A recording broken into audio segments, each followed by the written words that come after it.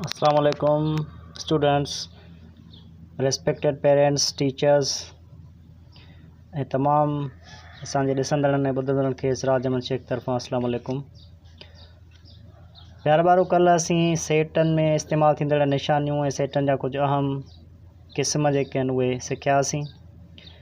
अॼोको topic इंतिहाई interesting आहे, दिलचस्प आहे ऐं तमामु आसान बि आहे, यानी सेटनि खे लिखण जा 3 आसान तरीक़ा।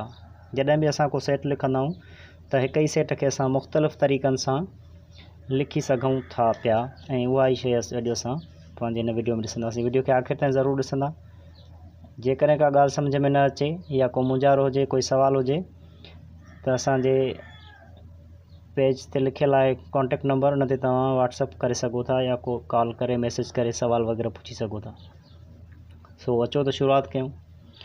नंबर 1 जेको आहे उहो सॾिबो आहे डिस्क्रिप्टिव फॉर्म, जंहिंखे असां सिंधी में चवंदा आहियूं बयानी तरीक़ो। जॾहिं असां सेट खे लफ़्ज़नि जे ज़रिए बयानु कयूं, सिर्फ़ु अल्फाज़ दोहराए ऐं सेट खे बयानु कयूं, त उहो डिस्क्रिप्टिव फॉर्म हूंदो आहे, यानी बयानी तरीक़ो हूंदो आहे। 2 एग्ज़ाम्पल खणंदासीं असां, हिकिड़ो डेली लाइफ मां खणंदासीं ऐं हिकिड़ो रियाज़ीअ सां नंबरनि सां खणंदासीं। डेली लाइफ में जेकॾहिं असां सेट, फॉर एग्ज़ाम्पल असां वटि हिकिड़ो सेट आहे ए, ऐं उन में असां उन सेट खे बयानु कयूं था लफ़्ज़नि में, यानी सभिनी ॻाढ़नि मेवनि जो सेट। हे बिल्कुलु ईअं ई आहे जीअं तव्हां पंहिंजे कंहिं दोस्त खे ॿुधायो त मूंखे सभई ॻाढ़ा मेवा जेके आहिनि उहे पसंदि हूंदा आहिनि।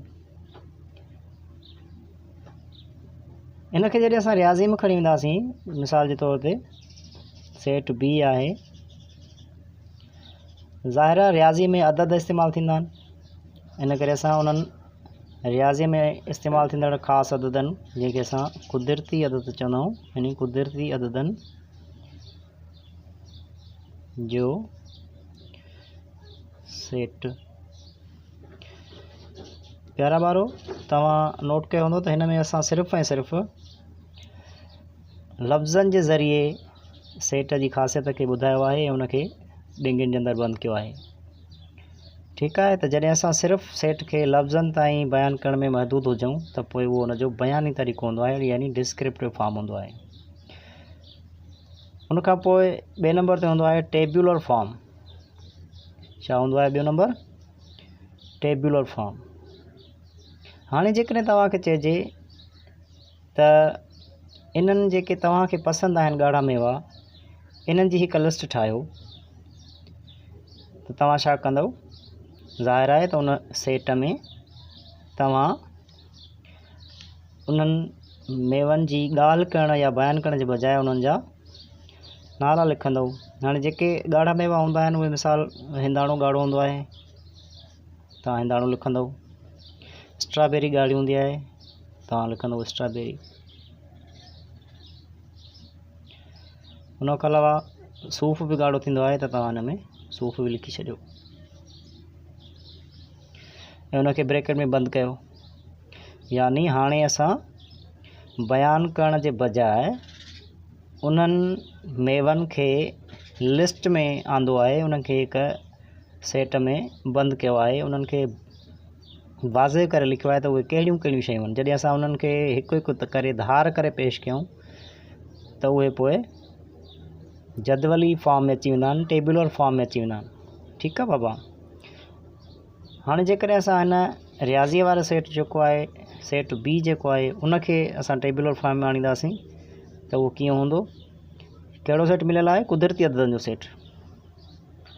माना कुदरती अदद 1 खां शुरू थींदा आहिनि, यानी 1 2 3 ऐं 3 टुपका ॾेई करे हिनखे क्लोज़ कंदासीं ब्रैकेट खे।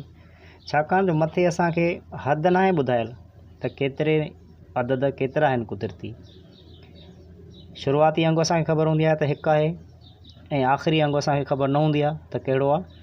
इन करे असां 3 डॉट जेके आहिनि उहे 3 टुपका ॾेई वाज़े कंदा आहियूं त हीउ हिकिड़ो लामहदूद सेट आहे जेको बिल्कुलु हिन बयानी तरीक़े वारे सेट खे मैच करे थो। उन खां पोइ टियों फॉर्म हूंदो आहे अलामती तरीक़ो यानी सेट बिल्डर फॉर्म।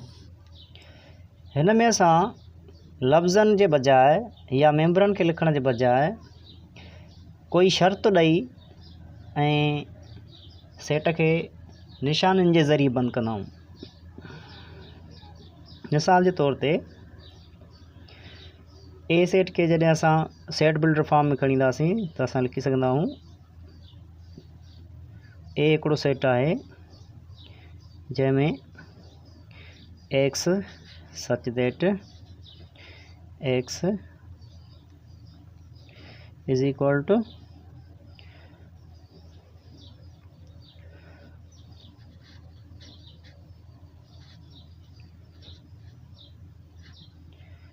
ॻाढ़ा मेवा।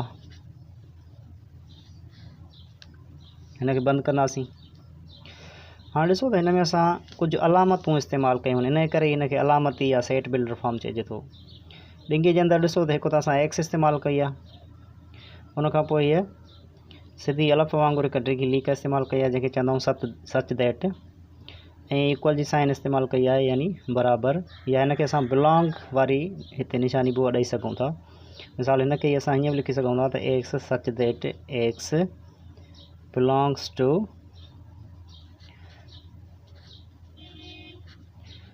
ॻाढ़ा मेवा। ठीकु आहे पुट।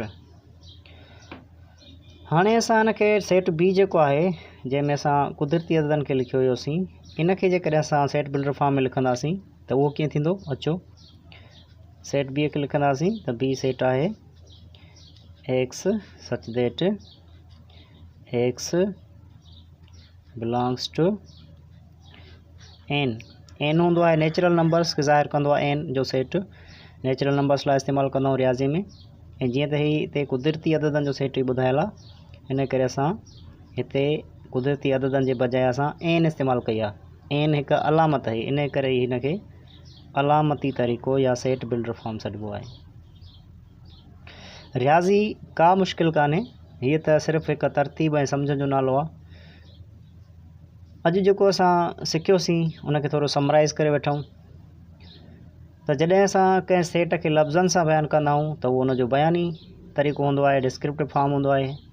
ऐं जॾहिं असां उन मिलियल सेट खे बाक़ाइदा हिकु लिस्ट तयारु करे ऐं लिखूं, उन जा रुकन कामा जे ज़रिए सेट करे अलॻि अलॻि करे लिखूं त पोइ उहो टेबुलर फॉर्म हूंदो आहे, जदवली तरीक़ो हूंदो आहे।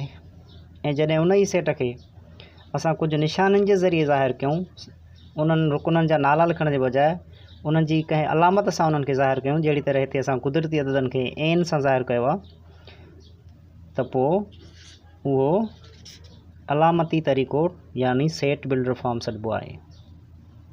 इहे टई तरीक़ा बिल्कुलु आसान आहिनि ऐं तव्हां मां हर कोई सिखी सघे थो। अॼु जो सुवाल आहे त अव्हां मां केरु ॿुधाईंदो त कहिड़ो तरीक़ो सभ खां आसान लॻो तव्हांखे। जेकॾहिं वीडियो पसंदि आहे त लाइक कयो, सब्सक्राइब कयो ऐं दोस्तनि सां शेयर कयो त जीअं अहिड़ा तालीमी मालूमाती वीडियो वधि खां वधि शागिर्दनि ताईं पहुची सघनि ऐं फ़ाइदो हासिलु कनि। तमामु वॾी महिरबानी।